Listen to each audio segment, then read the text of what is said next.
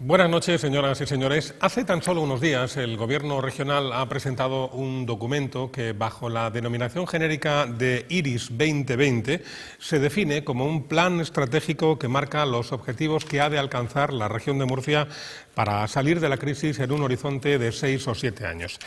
Este plan estratégico prevé una inversión superior a los 9.000 millones de euros, está elaborado en torno a 7 grandes líneas de actuación y contiene casi 300 medidas. Ocurre que la mayor parte de las medidas están expresadas en lo que cuando aprendíamos gramática en la escuela en modo infinitivo, ¿no?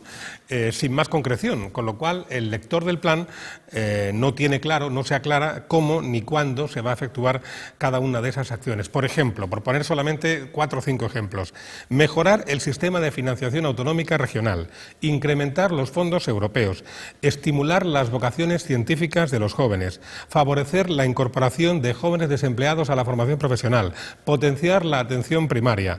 Desde luego, como expresión de intenciones está muy bien y creo que además todos estamos de acuerdo, pero ¿cómo se va a ejecutar este plan? ¿De qué manera concreta? ¿Con qué partidas presupuestarias? Luego hay que ver también cuántas de las medidas que contiene ese plan vienen heredadas de planes anteriores, porque de planes estratégicos o planes de dinamización con diferentes denominaciones ya hemos conocido varios. Quizá el último de ellos fue uno denominado Hitos 2020, que fue presentado siendo consejera de Hacienda Inmaculada García y que se desvaneció el mismo año que se presentó, en 2010. Quizá también nos podemos preguntar si, a la vista de la situación real a día de hoy en la región de Murcia, los planes que se han presentado hasta ahora han servido para algo o no han servido para nada. Bueno, vamos a ocuparnos esta noche del IRIS 2020. Denominándose IRIS, vamos a tratar de mirarlo con buenos ojos y para eso vamos a contar con 2 invitados que se lo han leído y que tienen, por tanto, una opinión formada al respecto. Nos acompaña una vez más, porque no es la primera vez que lo hace, Manuel Tobar, que es profesor de Fundamento de Análisis Económico de la Universidad de Murcia. Buenas noches. Buenas noches. Y Patricio Hernández, presidente del Foro Ciudadano. Buenas noches, Patricio. Hola, buenas noches. Bueno, imagino que lo habéis leído, por lo menos lo habéis hecho un vistazo con más o menos profundidad al plan. 2 primeras impresiones. Manuel o Patricio. Manuel, por ejemplo. Bueno, es un plan que no tiene una lectura muy estimulante, más bien casi te invita a dejar de leerlo al poco de haber comenzado a hacerlo, ¿no?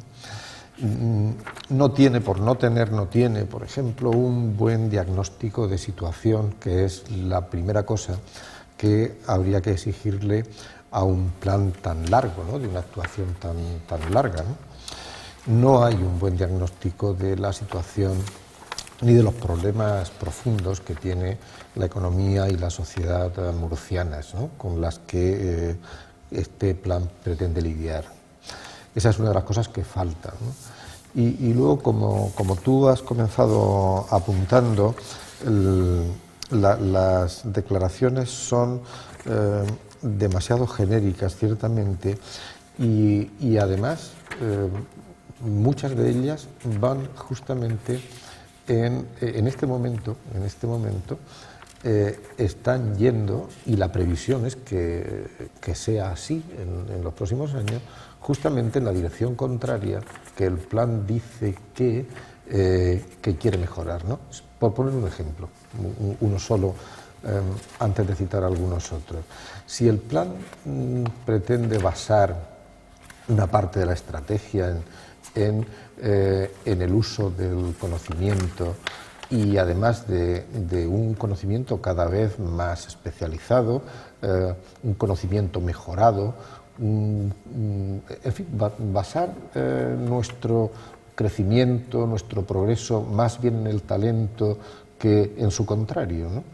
Justamente lo que está sucediendo hoy es que la política que practica nuestra administración en la región es una política antitalento, es una política que descuida la educación en todos sus niveles, desde la educación primaria hasta la universitaria, que la descuida y la está descuidando, y está bajando los ratios de inversión en educación. No va precisamente en esa dirección. Es decir, lo que se hace ahora y lo que está previsto que se haga, al menos en los 2-3 próximos años, va justo en contra de lo que este plan dice que va a hacer. Es un contrasentido absoluto. Muy bien. ¿Tu primera impresión, Patricio? Sí, bueno, mi primera impresión tiene que ser necesariamente muy crítica y muy escéptica. Muy crítica y muy escéptica porque no es el primer plan con el que nos las vemos, sino que ya hay muchos planes estratégicos. Hay que decir a los ciudadanos que un plan estratégico es un documento que establece unos objetivos de horizonte y diseña un modelo de estrategia regional que, digamos, que justamente intenta forzar la máquina de la administración y de los sectores productivos para que se acerque a esos objetivos. Es decir, más que dejar al mercado y su mano invisible que haga y deshaga, hay una cierta apuesta por la planificación. Esto es una exigencia europea para darnos fondos. Nos exigen que tengamos estos planes para que sepamos en qué los vamos a gastar. ¿El problema cuál es? El problema es que aquí nadie se ha creído en serio esto de los planes jamás. ¿Y por qué digo esto tan rotundo y tan tajante? Porque si alguien quiere hacer un plan, además de plantear unos objetivos, poner unos programas y fijar unas cantidades, tiene la obligación de explicar a los ciudadanos cómo está gestionando ese plan, qué resultados se van obteniendo durante el transcurso del plan, cómo se va ejecutando lo previsto y finalmente presentar un balance ante la sociedad, supuesto que es un objetivo regional, de qué ha ocurrido con ese plan. Aquí esto nunca jamás se ha hecho, ni ha habido ni la más mínima voluntad de hacerlo, porque realmente los planes, además de cubrir ese objetivo de ser un requerimiento europeo, es básicamente un instrumento de propaganda política. Y no es casual que esto se coincida ahora en este momento preelectoral donde un presidente se va y otro digitalmente elegido va a entrar, porque es exactamente esto. Es decir, es hacer creer a los ciudadanos que esta región tiene un plan, un horizonte que sabemos a dónde vamos. Y se suman cifras, se ponen cantidades, inversiones más o menos fabuladas europeas del Estado y regionales que no sabemos ni de dónde van a salir, se fijan objetivos que son auténticas quimeras, se recoge la retórica europea, la retórica de los grandes objetivos de Europa para el año 2020, que tiene todo un lenguaje codificado de sostenibilidad, de economía del talento, del conocimiento, en fin, hay todo un campo de semántico muy concreto, se coge, se incorpora y se mantienen además los viejos objetivos que van, como dice Manolo, en la dirección contraria. Es decir, mientras que Europa, por ejemplo, acaba de comunicarnos cuál es la inversión que vamos a tener como región hasta el año 2020 y ha dicho, no vamos a daros un duro más para que sigáis haciendo infraestructuras. No vamos a daros un duro. ¿Qué dice el plan? Pues el plan dice que las infraestructuras siguen siendo absolutamente imprescindibles y ese mantra indiscutible de que tenemos un déficit que nunca cubriremos de infraestructuras tiene que ser la prioridad, etcétera, etcétera. Mientras que Europa habla de que hace falta la cohesión social, aquí si miramos el plan nos damos cuenta que en el apartado de bienestar social apenas hay objetivos y que realmente está completamente desdibujados los objetivos de bienestar social. Es más, se dice que la región gasta mucho en bienestar social y que tiene que bajar el gasto en inversión en bienestar social para transferirlo a estímulos económicos. Es decir, del 90 al 75% bajar el gasto social. Si el presupuesto no va a crecer y bajamos el gasto social, ¿qué tipo de región vamos a tener cuando ya tenemos agudísimos problemas sociales? Por tanto, es literatura, no es verosímil, es un instrumento de propaganda política, no tienen la legitimidad necesaria aquellos que lo presentan, si no han traído antes el balance de los planes anteriores, qué ha pasado con los planes que nos presentaron a bombo y platillo como este. Por tanto, creo que es parte de un discurso político para hacer pensar a los ciudadanos que tenemos realmente un modelo de región y que vamos a cambiar algunas cosas que hemos hecho mal, pero que creo que se compadece muy mal con las verdaderas intenciones y la verdadera política que desarrolla el gobierno de la región. La verdad es que planes, efectivamente, como decíamos antes, hemos conocido otros anteriormente. De memoria a la cabeza se me vienen otros plan estratégico de desarrollo económico de la región de Murcia, planes de dinamización turística, el plan estratégico de Cartagena, el plan Hitos 2020 que se presentó en enero de 2010 y ese mismo año se dejó de hablar de él. Como decíamos al principio, en base a la situación real que tiene hoy la región de Murcia, con ese déficit del 2,25%, con esa deuda de 5.600 millones de euros, con ese 29% de desempleo, 57% en el caso de los jóvenes. A la vista de los datos, que esos son datos, de la región de Murcia a día de hoy, ¿se puede decir que los planes anteriores han tenido alguna utilidad o efectividad, Manuel? Pues el anterior concretamente, podríamos decir, si cabe sacar alguna conclusión de cuál ha sido su efecto sobre la economía de la región de Murcia y sobre variables fundamentales de esa economía. Lo que tendríamos que decir es que la ejecución del plan anterior, 2007-2013, el plan estratégico 2007-2013, ha venido a empeorar las cosas. Si tuviésemos que, digamos, hacerle un test rápido a este plan que precede al que ahora pretenden aplicarnos. Por dar solo un dato, no nos pasaremos demasiado para no cansar a nuestros espectadores, pero por dar solo un dato. El plan anterior pretendía llevar la tasa de temporalidad de la economía murciana, es decir, el número de contratos o la proporción de contratos temporales sobre el total de contratos que tenemos en la región, quería llevarlo a la media española y situarlo así al término de 2013.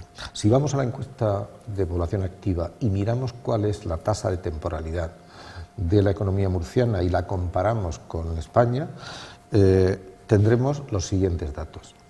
La tasa de temporalidad en la región de Murcia es del 32,7% en diciembre de 2013, hemos terminado el año con esta tasa de temporalidad, y la de la economía española, la media a la que debería haber llegado la región en ese tiempo de la aplicación de ese plan estratégico, esa tasa de temporalidad es del 23,9%. Estamos casi 10 puntos por encima de la tasa de temporalidad promedio de la economía española, y la pretensión del plan estratégico 2007-2013 era situar esa tasa de temporalidad en el promedio de España. Nos hemos quedado a 10 puntos más después de haber aplicado ese plan estratégico. Si tuviésemos que sacar una conclusión rápida, diríamos que ese plan estratégico ha sido una fatalidad para la región. No vamos a sacar esa conclusión tan sencilla, ¿no? Porque sabemos que lo que pueda suceder con la tasa de temporalidad u otras tasas, luego comentaremos alguna otra, tiene que ver con más sucesos económicos, ciertamente, ¿no? Pero cabría esperar de la ejecución de ese plan estratégico anterior que al menos el diferencial se hubiese reducido durante ese tiempo. Exactamente. Y lo que ha ocurrido durante ese tiempo es que hemos incrementado ese diferencial. Se ha incrementado la distancia a la que estamos con respecto a la economía española en tasa de temporalidad. Y es solo un dato. Luego iremos comentando algún otro. Sí, yo puedo comentar alguno más, así, para que nos demos cuenta realmente que es un plan que no tiene fundamento. Voy a poner tres ejemplos, aunque Manolo seguro que algunos de ellos los puede explicar mejor que yo por su formación. Pero vamos a ver. Hay cifras que se ponen alegremente. ¿Quién es capaz en este momento de asegurarnos que en el año 2020 nosotros vamos a pasar de exactamente 1.129.000 pasajeros en el aeropuerto de San Javier a 3,5 millones en el nuevo aeropuerto? O sea, ¿quién puede acreditar eso? Cuando ahora mismo las cifras están bailando, las cifras están cayendo, apenas repuntan, y el horizonte del número de pasajeros aerotransportados en el mundo entero, por razones del cambio climático y por razones del pico del petróleo, no van a poder ser los vuelos baratos como son ahora, etcétera, etcétera. Eso ya lo sabemos, que es nuestro horizonte inexorable. ¿Por qué vamos a subir nosotros a 3,5 millones de pasajeros? Voy a poner otro dato. ¿Por qué se plantea aquí, por ejemplo, que vamos a... Otro dato que no tiene nada que ver. Por ejemplo, la emisión de gases de efecto invernadero dice que vamos a pasar sobre la base de 2005 del 11,50%, vamos a bajarla en 2020 al menos 10. Es decir, vamos a bajar 21,5 puntos del 100% nuestras emisiones de CO2. Pero sí, ¿qué es lo que dice la realidad? La realidad dice que nosotros, entre 1990 y 2008, cuando tendríamos que haber aumentado un 15% como país las emisiones de efecto invernadero, las aumentamos como país un 42%, pero como región las aumentamos un 112%. Somos una región que tiene descontrolado el tema de la emisión de gases de efecto invernadero.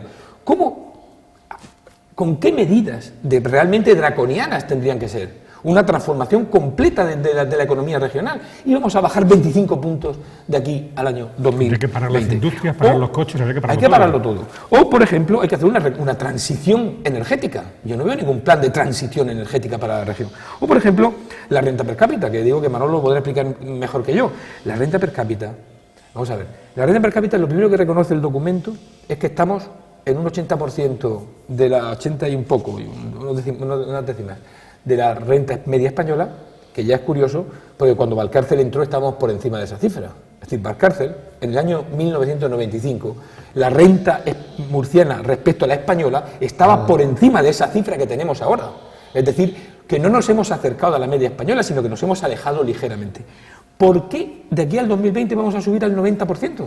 ¿Por qué vamos a subir al 90%? O acercarnos a la renta europea si estamos alejándonos cada vez más, estamos en el 76% de la renta europea.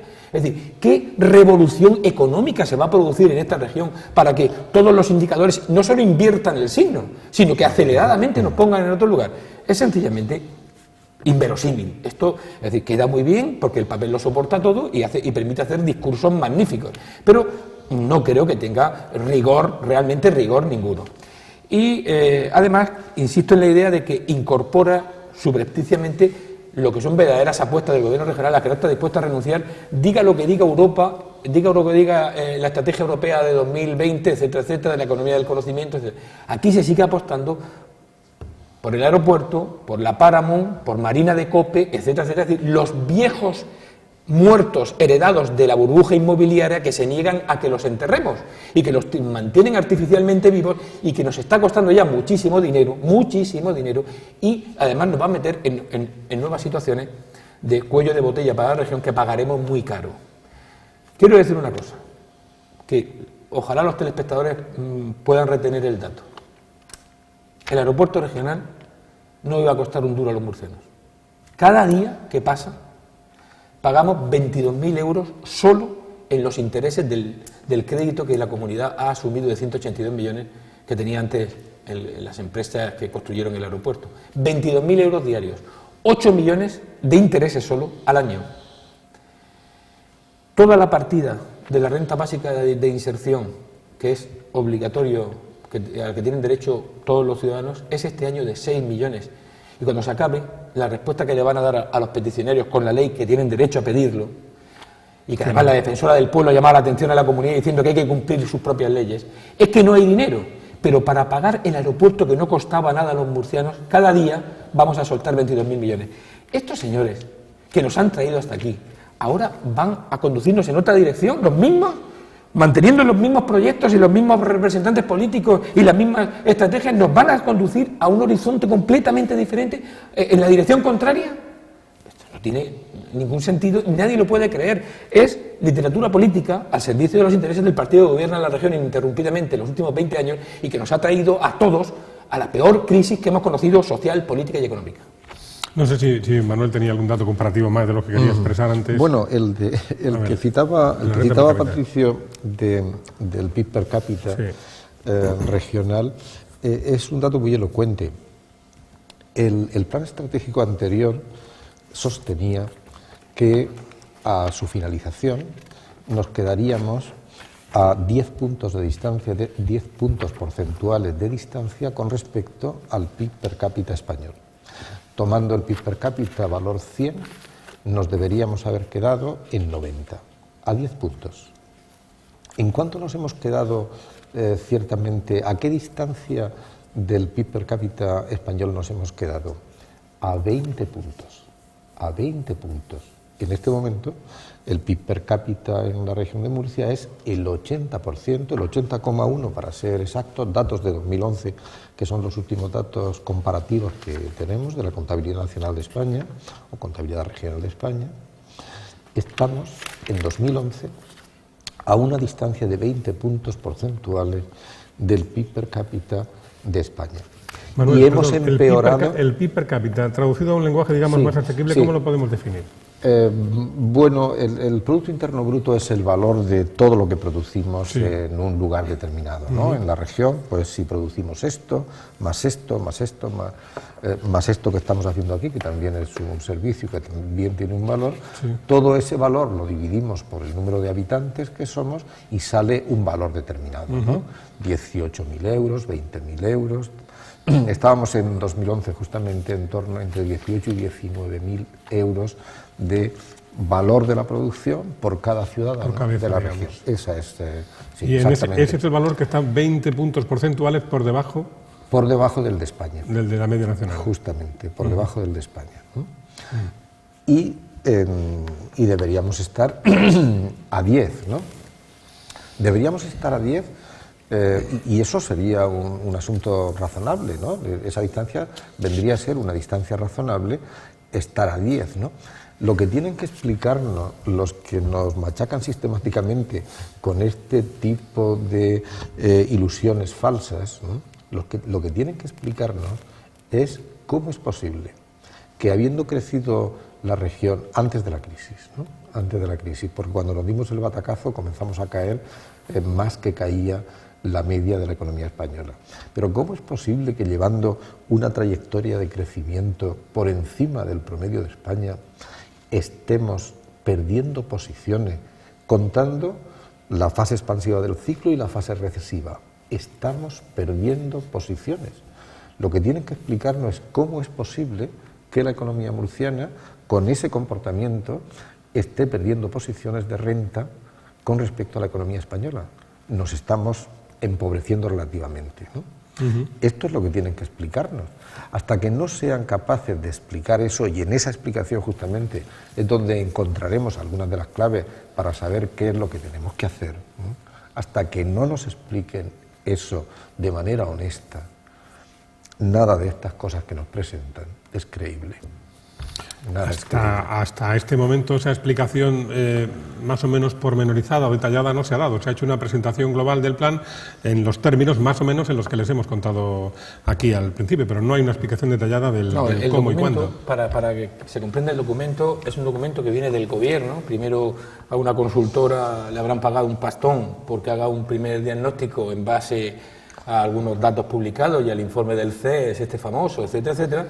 Y a continuación lo han convertido en un documento de objetivos políticos, sumando, supongo, objetivos de consejerías, etcétera, etcétera. Y ahora está pasando un proceso de debate, mesas de discusión, hasta que finalmente habrá un documento terminado para junio, esa es la previsión, para junio de este año, que es cuando hay que presentarlo a la Comisión Europea. Pero yo lo que quería llamar la atención es que, vamos a ver, aquí, cuando hablamos de estas cosas, podemos ir a entender algo de lo que está ocurriendo. Por ejemplo, podemos entender, cuando oímos los discursos de los que presentan estos planes, podemos entender cómo de desorientados andan estos representantes políticos. Yo puedo poner el ejemplo del presidente Valcárcel, todavía presidente Valcárcel, por unos días. Aquí tengo el discurso que hizo cuando presentó en enero de 2010, hace 4 años, un documento que se llamaba, lo tú has citado, Hitos 2020, que no era un plan, pero venía a profundizar en la línea de conocimiento de documentos estratégicos. Se contrató aquí una empresa de Boston y se le pagó también otro gran dinero para que hiciera un documento y estudiara otras economías y otras regiones y nos pudiéramos comparar y aprendiéramos algo. Valcárcel, en enero de 2010, estaba mucho más creído en su éxito como político al frente de la región que el propio Zapatero en aquella época. Es decir, todo esto que se ha ido diciendo de Zapatero, y con fundamento, de que no había comprendido la magnitud de la crisis en la que estábamos y la había negado, etcétera, etcétera, pues miren ustedes, mientras que el documento del plan, el documento de diagnóstico dice que la región de Murcia ya a mediados de 2008 empezó a manifestarse que había sido afectada de forma más negativa que el conjunto nacional por la crisis, Valcárcel decía estas palabras: la región de Murcia ocupa ya una posición, enero de 2010, predominante si atendemos a los indicadores económicos tan relevantes como el incremento del PIB. Y si bien se ha interrumpido la serie en el pasado año 2009, llevamos más de una década, concretamente 13 años de crecimiento ininterrumpido y sin precedentes. Hemos crecido un 4,2% frente al 3,5% de la media nacional, es decir, más de medio punto de diferencia positiva con respecto al conjunto de España durante más de una década. Es decir, ¿qué conciencia tenía este presidente de que estábamos despeñándonos, literalmente despeñándonos, en la crisis que se había abierto como consecuencia del estallido de la burbuja inmobiliaria y de la crisis financiera, que ha acabado con las entidades de ahorro prácticamente, las ha reducido muchísimo? ¿Y qué conciencia tenía el presidente regional? Pues seguramente la misma o menos que la tenía el presidente del gobierno español, porque estaba creído efectivamente que él había sido el que había conducido 13 años a un crecimiento soberbio la economía regional. Y en este momento, ¿qué es lo que dicen los propios datos del plan? Es decir, el documento que ellos llamaron de diagnóstico general de la economía murciana. Dice, por ejemplo, leo también para que no sea una expresión inventada: el fuerte crecimiento económico registrado por la región entre el 95 y 2008, el mayor de todas las comunidades autónomas, no se ha traducido en una clara convergencia con la media nacional en términos de PIB per cápita, siendo nuestra comunidad la segunda con peor comportamiento económico en el periodo que va de 2008 a 2011. Es decir, no tiene por menos que reconocer el documento de diagnóstico que hemos caído realmente de manera vertical. Tan rápido o más de lo que se creció. Es decir, y no había, en 2010, en enero, el presidente no tenía ninguna conciencia de dónde estábamos entrando. Por tanto, creo que nos han conducido a un lugar horrible personas que no sabían lo que estaban haciendo bien, o si lo sabían, desde luego eran conscientes de que no era ni mucho menos lo que estaba puesto en los planes y lo que necesitaba la sociedad murciana y la economía murciana. Es decir, estábamos inflando, participando con entusiasmo en un modelo de política económica. Con entusiasmo quiero decir mucho más que los demás, mucho más que los demás, en el monocultivo del ladrillo y la dependencia de un solo sector, que era el sector de la construcción, cuya caída nos ha arrastrado a este lugar a donde estamos. Por tanto, estos señores, Bernal, Garre, que era diputado, Valcárcel, su partido, y sus interlocutores para hacer estos planes, realmente tienen credibilidad para hoy venir con otro documento y decirnos que este es un horizonte creíble para la región y que esta vez sí, que hasta ahora se han equivocado. Y no han cumplido, y además no nos han dado mucha información porque no quieren, seguramente les avergonzaba presentar los datos del cumplimiento o no de los planes, pero que esta vez sí nos van a sacar de la crisis y vamos a ponernos en una situación óptima, si no óptima, en fin, porque claro, no son capaces de asegurar que el paro o la pobreza va a desaparecer tan rápidamente. Plantean objetivos más bien modestos, pero aún así me parece un poco creíble. Bueno, estamos comentando esta semana el plan IRIS 2020 que ha presentado el Gobierno regional para relanzar la economía y salir de la crisis fortalecido, según se dijo en la presentación de este documento, y lo vamos a seguir haciendo a la vuelta de esta pausa para la publicidad que hacemos en este instante. Volvemos enseguida.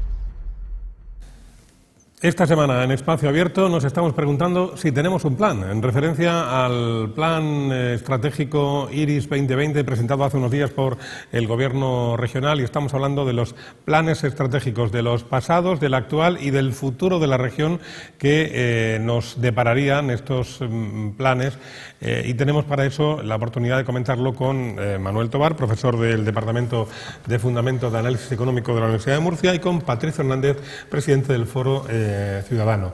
Nos estaba comentando Manuel Tobar en la pausa publicitaria que estos planes se elaboran sobre la base de unos pilares, de unos mitos que han existido siempre, que se ha demostrado con el paso del tiempo que no son firmes, que no son tales, pero sin embargo se sigue trabajando sobre esas ideas. ¿Cómo sería eso, Manuel? Sí, bueno, este plan estratégico y el anterior del anterior están hechos con referencia a una especie de creencias económicas sin ningún fundamento, todo hay que decirlo, que han ocupado una buena parte del escenario de la economía teórica y de la economía real en los últimos 30-40 años, ¿no? La convicción que nos han transmitido pues mucha gente de mi oficio, por ejemplo, la convicción era la de que habíamos llegado a un estadio, a una situación tal en las economías más desarrolladas de la Tierra, en la que solo cabía esperar año tras año crecimientos positivos y cada vez mejores y probablemente mayores del Producto Interno Bruto, la producción real, la cantidad de bienes y servicios que producimos en cada economía, el valor de eso. Eso estaba llamado a ser año tras año cada vez mayor. O sea, que siempre estaríamos creciendo. Eso es. Y además que íbamos a ser cada vez más ricos, cada vez íbamos a tener más bienes y servicios a nuestra disposición. Esto era un poco la tesis de partida, la hipótesis de partida, ¿no? Si miras con un cierto detalle lo que hemos comentado del plan estratégico anterior y lo que estábamos diciendo de este, ambos dos responden a la misma filosofía. Quizá en el anterior, recuérdese 2007-2013, 2007 se elaboró el plan cuando estábamos en plena fase expansiva del ciclo. Podíamos decir, bueno, claro, pues se elaboró así porque además de responder a la filosofía económica, la teología económica imperante en la época, puesto que no tenía demasiados fundamentos esas creencias, ¿no?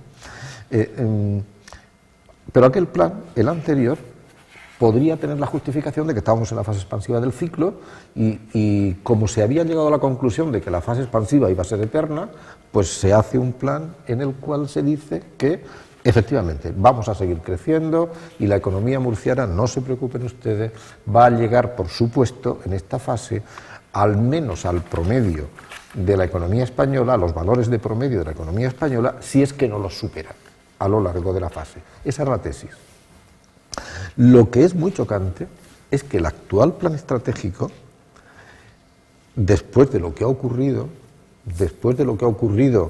tras la debacle de 2008, se haga con la misma filosofía. Eso es lo que no tiene fundamento. Probablemente una de las cosas que habría que empezar a pensar es la de pedirles a los técnicos que han redactado este plan estratégico que devuelvan el dinero, puesto que es imposible hacer un plan bajo esa convicción. Eso no es lo que ha ocurrido, eso no es donde estamos, ese no es el escenario, eso no es la realidad. Y además, no es la realidad presente, no es la realidad inmediatamente pasada, pero es que tampoco es la realidad futura. Es que no hay ningún indicador serio, ningún trabajo serio de ninguna institución seria que diga lo que dice este plan estratégico. Ninguna, en ninguna parte. Y bueno, ¿con qué pies y con qué cabeza se ha hecho este plan estratégico? Ignorando absolutamente toda la realidad circundante. Eso es increíble. Patricio, en el documento de diagnóstico que presentó el Gobierno con anterioridad a este plan IRIS 2020, en alguno de sus puntos sí que reconoce que el crecimiento económico de la época de bonanza no se aprovechó adecuadamente, ¿no? Sí, el documento de diagnóstico es aparentemente crítico, porque no tiene por menos que reconocer lo que todo el mundo dice. Si lo dice FUNCA, si lo dice el CES, si lo dicen todos los informes, no puede decir lo contrario. Y los indicadores son, en las estadísticas oficiales públicas de los ministerios, no pueden negarlo. El problema es que no llega a las conclusiones correctas. Es decir, es que hace un salto en el vacío y nos dice que después de hacerlo todo mal y de habernos hundido, ahora lo vamos a hacer todo bien y vamos a llegar a un lugar feliz y estupendo. Pero claro, es muy difícil de creer que en un margen de tiempo tan pequeño hayan entendido que realmente habían cometido muchos errores y que hay que ir en otra dirección. ¿Qué dice el documento marco genérico, que es lo que se llama Estrategia para el Crecimiento de la Unión Europea Europa 2020, que es el documento inspirador de los planes nacionales y los planes regionales? Insisto, es la literatura, ¿no? La literatura europea dice que la Comisión ha presentado una estrategia basada en alcanzar un crecimiento que debe ser inteligente, a través del desarrollo del conocimiento y la innovación, sostenible, basado en una economía más verde, más eficaz en la gestión de los recursos y más competitiva, e integrador, orientado a reforzar el empleo, la cohesión social y territorial. ¿Nosotros cómo estamos respecto a estos objetivos? Vamos a ver. ¿Nosotros tenemos un crecimiento inteligente? ¿Hemos tenido un crecimiento inteligente o enormemente torpe? ¿Y cómo vamos a dar el salto? Es decir, ¿cómo vamos, por ejemplo, a ponernos, como dicen en su presentación, a hacer esa revolución educativa y del conocimiento en la región de Murcia? Pues mira, hasta el documento del año pasado, el que acababa en 2013 de planificación, éramos capaces de fijarnos objetivos de crecimiento, por ejemplo, en porcentaje del PIB en I+D+I, ¿no? Y decía que íbamos a llegar al horizonte 2010 con el 2% de la economía regional invertida en I+D+I. Hay que recordar que este plan coincidía todavía con un momento en que había bastantes recursos en la región. En fin, íbamos a llegar al 2%. Pero ¿realmente dónde estamos? Pues donde estamos, lo acaban de publicarse los datos. Estamos colocados en el grupo de furgón de cola de las comunidades autónomas en I+D+I, entre el 0,83 y el 0,98, muy lejos del objetivo europeo, que ahora es el 3%, y el objetivo español, que sigue siendo el 2%. Y en indicadores incorporados a este, por ejemplo, uno que se llama el índice de innovación, somos la última comunidad autónoma en inversión en innovación, exactamente el 0,43, la última de todas de las 17. Es decir, ¿cómo podemos creer, digamos, el otro objetivo, la economía sostenible, un crecimiento sostenible, no solo inteligente, sino sostenible? ¿Sostenible? ¿Nosotros hemos hecho una política en esta región sostenible? ¿Hemos utilizado de manera sostenible los recursos medioambientales? ¿O hemos hecho agresiones a nuestros recursos no renovables de una manera brutal? Podríamos buscar los indicadores de huella ecológica, de CO2, de los que queramos, de uso los que queramos. Nosotros no hemos hecho una política sostenible, todo lo contrario. Hemos desregulado espacios protegidos, hemos permitido urbanizaciones donde en cualquier sitio no se ha protegido la costa adecuadamente y aún más insistimos en que en vez de acabar con ese disparate que era Cabo de Cope, Marina de Cope, en el momento que podamos lo vamos a poner otra vez en juego. Luego, ni es inteligente el modelo que lleva este gobierno, ni es sostenible, pero es integrador, que era el tercer objetivo. Es integrador, es decir, va hacia la cohesión social, pero si nunca habían aumentado las desigualdades sociales tanto como ahora, si es que están creciendo de una manera exponencial, si es que es brutal el abismo social que se ha creado en los últimos años en la sociedad murciana, al mismo tiempo que decaían los recursos del Estado social que permite tender puentes para que no queden en la exclusión los ciudadanos. Entonces, ni ha sido inteligente, ni ha sido sostenible, ni ha sido integrador. ¿Y ahora lo va a ser? ¿Lo va a ser ahora con estos mismos proyectos y estos mismos responsables políticos? Pues no es nada creíble. Diré un dato más. El documento, por ejemplo, reconoce en la línea de la política del gobierno que la comunidad autónoma va a hacerse cargo de los gastos de servicios sociales y educativos que recaían en los municipios. ¿Con qué recursos? Si tiene enormes problemas financieros, si es una comunidad que está realmente quebrada y vive exclusivamente de la deuda, ¿de dónde va a sacar los recursos que teóricamente van a ahorrarse los ayuntamientos porque son actividades impropias, las educativas y de bienestar social y de servicios sociales que hacen los ayuntamientos? ¿De dónde va a sacar la comunidad los recursos para mantener esos servicios en el nivel en que se mantienen ahora mismo, que es cuando más falta hacen? Pues ya sabemos cuál es la conclusión. La conclusión es que esos servicios van a decrecer, van a recortarse, van a desaparecer muchos de ellos, porque sencillamente la comunidad autónoma no está en condiciones financieras de sostener esos recursos. Por tanto, insisto, En el momento en que se visualiza con mucha claridad que estamos en una crisis gravísima y que no hemos llegado aquí por azar ni por un acontecimiento natural, sino por unas políticas concretas con unos responsables concretos que nos han traído hasta aquí, ahora se nos quiere decir que borremos todo lo que sabemos, que empezamos de cero, que lo vamos a hacer todo bien con los mismos y con los mismos proyectos. Pues sencillamente esto no me parece ni siquiera serio. Este documento tiene que ser, habrá sido ya presentado a los agentes sociales, a los sindicatos, a los empresarios, para que se adhieran a él, para que lo suscriban, para luego poder ser presentado formalmente y decir que se ha suscrito por unanimidad, ¿no?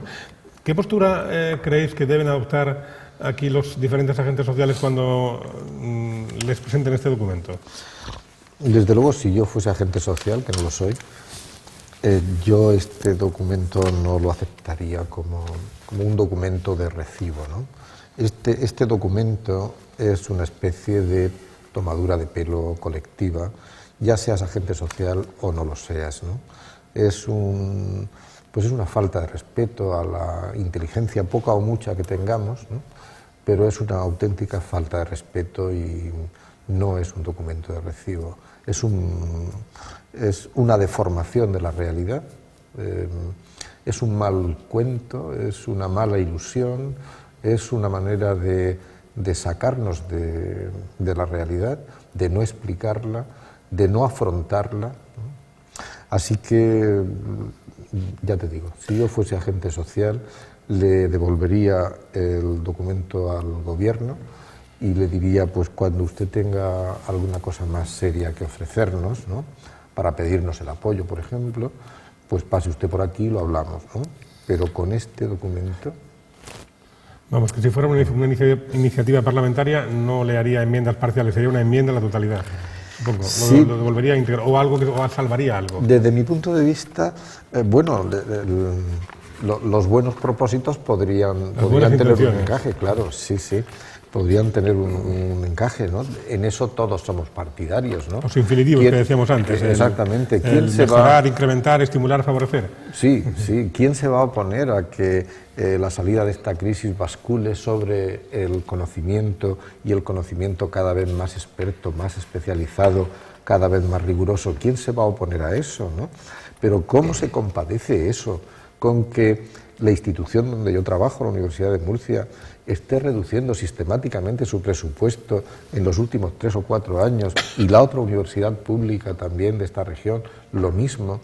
Y no solamente porque se paren los ascensores durante un cierto tiempo o cerremos a cal y canto las instalaciones universitarias durante un cierto tiempo, sino porque se está empobreciendo lo que es más sustantivo de la labor universitaria, la docencia y la investigación.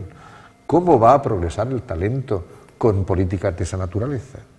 Claro que estoy de acuerdo en que basemos una sociedad o una salida de la crisis en el conocimiento, pero justamente la administración, que ahí en ese capítulo sí que tiene mucha responsabilidad y muy directa, lo que está haciendo en realidad es bombardear esa estrategia. Claro, hay acciones contradictorias. ¿Cómo vamos a creer eso? Es imposible, ¿no? Patricio, ¿qué crees que harán los agentes sociales? Vamos a ver, los agentes sociales tienen una papeleta muy seria encima de la mesa, porque lo que pretende el gobierno regional es hacerse la foto, como ha hecho siempre, con los empresarios, algunos colegios profesionales y desde luego con las dos principales centrales sindicales, Comisiones y UGT. Comisiones y UGT firmaron este documento, el plan estratégico de la región de Murcia llevaba 4 firmas. El presidente de la comunidad, me parece recordar, el presidente de la CROE y los 2 secretarios generales de los 2 sindicatos. Pues tienen una papeleta, porque están participando en las mesas de negociación de los aspectos parciales y supongo que algo conseguirán meter en el proyecto, pero el proyecto en conjunto no va a cambiar y los sindicatos tendrán un grave problema si suscriben este documento, un grave problema de credibilidad ante la sociedad, porque si ya tienen problemas los sindicatos, ya tienen problemas y todo el mundo sabe que tienen problemas, es decir, que en la estimación de los ciudadanos han caído a las posiciones postreras, van a aumentar esos problemas si se atreven a suscribir documentos como este. Harán lo que les parezca, que son organizaciones soberanas y son gente, en fin, que capaz de tomar sus propias decisiones. Pero yo creo que el riesgo que corren Comisiones y UGT si suscriben este documento es enorme. Por tanto, mi impresión personal es que finalmente no lo van a firmar y que esta vez se va a quedar solo el gobierno y sus aliados empresariales, en fin, que son buenos amigos, firmando este documento, y no creo que esta vez no van a firmar, pero no arriesgo yo esta opinión porque son los propios sindicatos los que tienen que tomar. Pero sí quería decir una cosa importante que se me ha olvidado y que creo que los sindicatos incluso llevaron a las mesas de negociación, y era un capítulo sobre la regeneración democrática. Es decir, en una región donde hay los niveles de corrupción, los niveles de desafección, los gravísimos problemas de opacidad en la administración, etcétera, etcétera, es decir, y un descontento social y ciudadano amplísimo, ¿alguien puede sensatamente pensar que con el futuro estratégico de la región esas cosas no tienen nada que ver? Es decir, que no importan para la gobernanza, buena gobernanza de la región, el que haya o no una ética pública de una determinada manera, unas leyes que regulen la participación de los ciudadanos, que controlen a aquellos que son sus representantes y que detentan el control de las instituciones, y todo esto que llevaríamos el capítulo de la regeneración democrática, que está por los suelos en nuestro país, en un país donde el 95% de los ciudadanos piensa que la clase política es básicamente corrupta. El 95% de los ciudadanos piensa que está muy extendida la corrupción. ¿Cómo no aparece vinculado? Es decir, ¿es que realmente no tiene nada que ver con la economía esos objetivos? Pues bien, cuando esto se ha puesto sobre la mesa, el gobierno ha dicho no, eso es un asunto que tiene que ver, en todo caso, la Asamblea Regional. Como si dijéramos que eso es un asunto político y estos son económicos. Todos estos asuntos del plan tienen que pasar necesariamente para convertirse en órdenes, en leyes, etcétera, etcétera, casi todos ellos por la Asamblea Regional, porque es el órgano que tiene que legislar en todos los ámbitos. También en el ámbito de la regeneración democrática, por supuesto. Pero mi pregunta es, ¿por qué no se han querido incorporar un capítulo de calidad democrática al proyecto del Plan Estratégico Regional? Toda la literatura política dice que la calidad democrática tiene que ver muchísimo con los objetivos económicos y con la capacidad de las sociedades de conseguirlos, mucho. Es decir, la calidad de la democracia, el nivel de participación de los ciudadanos, de exigencia de los ciudadanos, de control de las decisiones, etcétera, es muy importante para que funcione también la economía. Y esto que se llama toda esta ética empresarial, la responsabilidad social corporativa, todo este tipo de cosas, y la corrupción también económica del sector privado o financiero. Es decir, todo esto que es básico, que cualquiera puede entender, insisto, toda la literatura politológica tiene muy claro que esto es un factor clave para el desarrollo, todos, desde Amartya Sen, todos tienen esto claro. ¿Por qué no aparece en el Plan Estratégico Regional? Yo solo puedo llegar a una conclusión, y es que efectivamente no pretenden cambiar nada seriamente en el ámbito de la calidad de la democracia. Pretenden seguir no rindiendo cuentas de los documentos, tomando decisiones como les parece, utilizando las mayorías absolutas como rodillo, convocando a los ciudadanos solo cada 4 años a opinar, etcétera, etcétera, etcétera. Y por tanto creo que es otro elemento más que apunta en la dirección de restar credibilidad a la poquita que pueda tener un documento como este. Bueno, yo no sé, imagino que aspectos, teniendo 7 capítulos y 300 medidas, seguramente habría para repasar y comentar todas y cada una de ellas, ¿no? Pero no sé si queda algún detalle, algún dato, algún comentario en el tintero antes de terminar, o ya le hemos dado un repaso general. Manuel o Patricio, quedaba el... Sí. Manuel. Quizá con este plan estratégico pasa como con otras cosas en esta región, ¿no? Como con la autopista Cartagena-Vera o el aeropuerto, que con el paso del tiempo sabes que se están convirtiendo también, además de ser una autopista y un aeropuerto, se están convirtiendo en una especie de metáfora de nuestra realidad, ¿no? Con este plan estratégico puede pasar algo parecido como con ellas, ¿no? ¿Quiénes, a estas alturas de la película en la que estamos, quiénes han sido los únicos beneficiarios de que exista la autopista Cartagena-Vera y el aeropuerto? Los que lo construyeron. Esos han sido los únicos beneficiarios reales. Todos los demás nos vamos a convertir en pagadores de esos errores, ¿no? ¿Quién va a ser el único beneficiario en realidad de este plan estratégico? Seguramente la consultora que lo ha redactado. Los demás nos vamos a limitar a pagar la factura, pero no solamente no vamos a obtener ningún beneficio, sino que probablemente y con el paso del tiempo caerán sobre nosotros las deudas que ha generado esa mala conducta nacida de este documento, si es que finalmente se debe implementar. ¿Un comentario final, Patricia? Sí, yo pienso que para que se produzca el objetivo que el plan plantea, que es el cambio de modelo económico para la región, hace falta cambiar también las mayorías políticas y las coaliciones de élites que han gobernado esta región durante muchísimo tiempo. Por tanto, creo que con un poco de suerte los ciudadanos van a ser capaces de renovar estas élites políticas, de manera que después de 2015 podamos sentarnos a hacer el verdadero plan que necesita la región, que será revisar este a fondo y convertirlo en otra cosa completamente diferente, con otros procedimientos, desde luego también, y con otros objetivos. Por tanto, creo que este plan ahora se presentará como documento a Europa y se hará la venta política correspondiente, pero la posibilidad que tenemos de reorientar el modelo de desarrollo de la región la tenemos justamente en la primavera de 2015, cambiando las mayorías políticas que nos han traído a este lugar y que han gobernado la región durante 20 años. Ese es el momento en que sabremos si efectivamente podemos o no cambiar de modelo. Manuel Tobar, Patricio Hernández, muchas gracias y hasta otro día. Gracias a vosotros. Yo no quiero meter la pata, pero me parece que el iris es la parte del ojo que se ocupa de regular la cantidad de luz que nos entra a los ojos. Creo que esa es su función. Que alguien me corrija luego si me equivoco. Si esa es su función, esperamos que con este programa y tratándose, como decíamos, del documento Iris 2020, les hayamos ayudado a hacer un poco más de luz sobre este asunto y tener una opinión pues más o menos formada sobre este documento que ha presentado el Gobierno regional. El jueves que viene estaremos a 3 de abril, un día muy señalado en la actualidad regional porque será el día de las elecciones en la Universidad de Murcia, será el día en el que supuestamente, según se ha anunciado, dimite el presidente de la comunidad autónoma. Bueno, ya veremos a ver qué tema de actualidad abordamos la semana que viene aquí en Espacio Abierto. Sea el que sea, esperamos contar con su presencia. Gracias y buenas noches.